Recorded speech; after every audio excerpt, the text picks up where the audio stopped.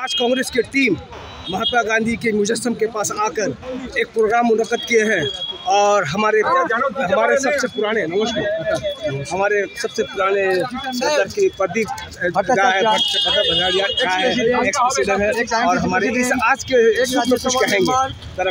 आज का दिन है, बहुत महत्वपूर्ण दिन है क्योंकि गुड़गांव में, कर्नाटक का गुड़गांव में आज का दिन में महात्मा गांधी ने प्रेसिडेंट हुआ AICC के, और उसी दिन में हमारा फ्रीडम फाइट करने के लिए जो स्टार्ट हुआ उसी दिन में स्टार्ट हुआ। इसीलिए ये दिन बहुत महत्वपूर्ण है फ्रीडम मूवमेंट के लिए।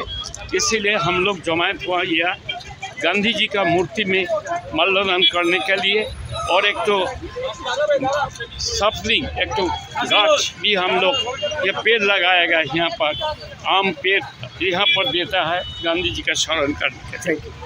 आज हमारे पूरे टीम, कांग्रेस की टीम, इस गांधी मुजस्सम में एक पेड़ लगाया जा रहा है। हमारे प्रदीप भट्टाचार्य জয়দা এসো না দাদা, এখানে গার্ড করো না জায়গাটাকে। দাঁড়া, প্রদীপটা গাছটা লাগাবে। আগে প্রদীপটা ওকে গার্ড হয়ে যাচ্ছে। প্রীতম দা আসুন। এই সুরেশ, এই এখানে আয় না ভাই। এই জিসান, ইধার আও না।